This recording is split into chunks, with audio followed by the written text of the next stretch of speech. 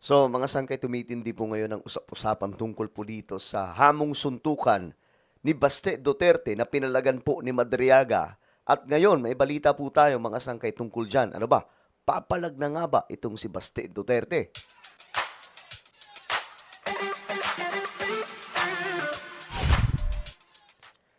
So, hello guys, what's up? This is me, we are back.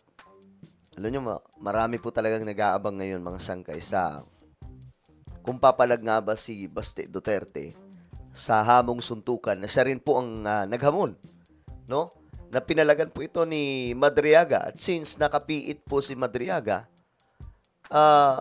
walang ibang choice kundi pumasok siya sa loob at gawin ang match, mga sangkay. At syempre, pag mayor ka, protektado ka naman eh. Papasok ka lang sa loob, gagawa doon ng ring, then suntukan na. Ngayon mga sangkay, inaabangan nga po ng lahat kung ano po ang magiging reply dito ni Baste Duterte.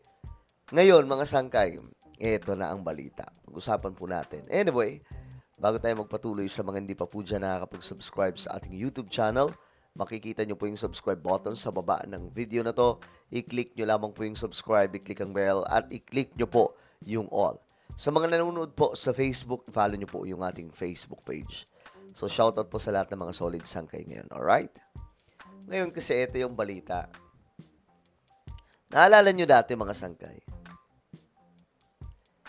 Dati, ito yung ginawa rin po ni Mayor Baste Duterte. Hinamon po ng suntukan si General Torre. Ayan, 8 months ago. Pinalagan din po ito ni General Torre, mga sangkay. Ito, pakinggan po muna natin bago natin pag-usapan itong Madriaga versus Baste. Dura Torre, Mr. Torre, sanay na ako sa iyo. Kasi matapang ka lang naman. We have the position pero kung suntukan tayo, aram ko makaya, bita. Handa si Philippine National Police Chief Police General Nicolas Torre III para sa isang boxing match kay Acting Mayor Baste Duterte. Ayan na. Ayon kay General Torre, sa halip na magpalitan ng salita sa social media, maaari namang magdao sila ng 12 rounds charity boxing match. Grabe, 12 rounds pa eh, no? Ang bira, akala mo talaga hindi na matanda eh. Sa linggo, July 27. Naghamon siya ng suntukan. And well, sa atin naman, whether he's serious or not, sa atin, let's just put this on a better use. Kung yan ang gusto niya, madaling pagbigyan yan, boxing na lang para madaling iset up. At gawin natin this coming Sunday, 9 o'clock. I'll be there in Araneta. I'll ask Araneta to set up a boxing ring. Hopefully, they will oblige. Kung wala naman, di maghanap tayo ng kung saan gym ang gusto niya. Ang tanging nais ng PNP chief, sana ay mayroong mag-sponsor para kumita sila na siya namang itutulong sa mga nasalanta ng bagyong Krising sa iba't ibang panig ng bansa. Siguro you can find sponsors. Per round, may mag-sponsor. So, let's place their merchandise before each round. So, 12 rounds para medyo marami-rami ang sponsor. Marami tayong ma-erase na pondo. Grabe, no? 12 rounds talaga.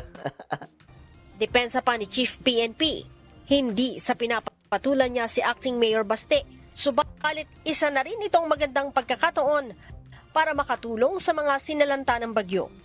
Pero tamang-tama dahil marami ang nasalanta ngayon ng bagyo at baha. Maybe we can use this moment or this opportunity to raise funds in charity boxing match. This coming, kung para mabilis, this coming Sunday. Grabe yan mga sangkay, no? Ang bilis ng rest back eh. Palagagad, bakbakan agad.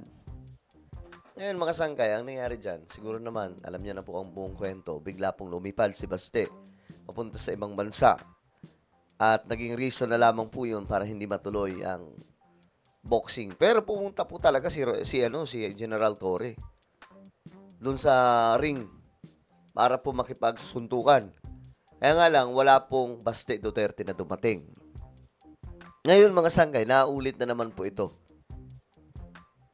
Ito na naman, mga sangkay. Hinamon si Madriaga ng suntukan. Pumalag si Madriaga. So, nasaan po ngayon si Mayor Baste? Ayun lang. Bumalag ang nagpakilalang bagman ni Vice President Sara Duterte na si Ramil Madriaga sa hamong suntukan ni Davao City Mayor Baste Duterte. Umasa si Madriaga, isa raw karangalan ang makipagsuntukan kay Mayor Baste. Sa handwritten na sulat ni Madriaga, sinabi niyang kung magpupunta sa Annex 2 ng Camp Bagong Diwa si Baste, handa siyang makipagpalitan ng suntok, sipa, uppercut, at kahit pa headbutt. Unang naghamon ng suntok. Ganun katindi mga sangkay yung sinabi po ni Madriaga kahit ano, parang wrestling na po yung datingan eh. Suntukan, di ba, sipaan, headbutt, at kung ano-ano pa. Handa po siya mga sangkay. Ewan ko, ang siguro reaction ko lang dito, siguro iniisip po ni Mayor Baste na lahat ng hahamunin niya, marami siyang tattoo, di ba? Marami siyang tattoo.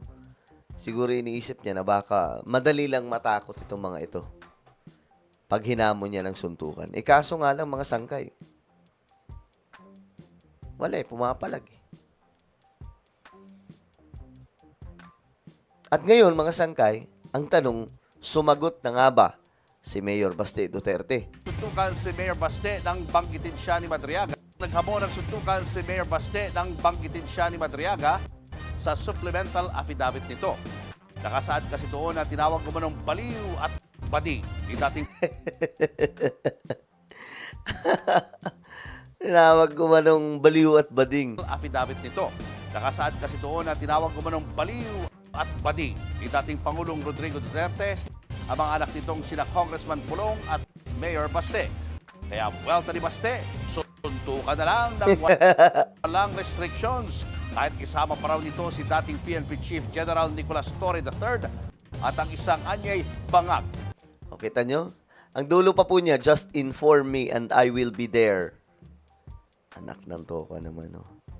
Ngayon, pumalag. Sabi niya, just inform me and I will be there. Ngayon, sabi ni Madriaga, sige, punta ka dito. Kasi wala naman akong chance para makalaya at gawin yan eh. Pumunta ka dito. Dito tayo magsuntukan. Ngayon, ang tanong, nasaan na po si Mayor Baste? May balita na po ba tayo, mga sangkay? Kung matatandaan, dati na rin naghamon ng suntukan si Mayor Baste kay Torre. Umasa si Torre at ni-livestream pa nga ang kanyang paghihintay sa boxing ring. Pero ni Anino ni Baste, hindi nakita. Aray ko po. Ay, nako po mga sangkay. Ewan ko ba dito kay Mayor Baste Duterte? Well, kayo mga sangkay, ano po ang inyong opinion tungkol dito? Baka may balita kayo dyan kung nasaan na po si Mayor Baste. Baka papalagan niya na po ito, mga sangkay, itong si Madriaga. Kasi siya naman po naghamon, di ba? Pag naghamon, dapat pumapalag yan. Di ba? Well, ano po ang inyong opinion? Comment down below. Meron tayong YouTube channel. Ito po isang kay Revelation. Hanapin niyo po ito ngayon sa YouTube. Kapag nakita niyo na, i-click niyo po yung subscribe, i-click ang bell, at i-click niyo po yung all. Ako na po ay magpapaalam. Mag-iingat pong lahat. God bless everyone.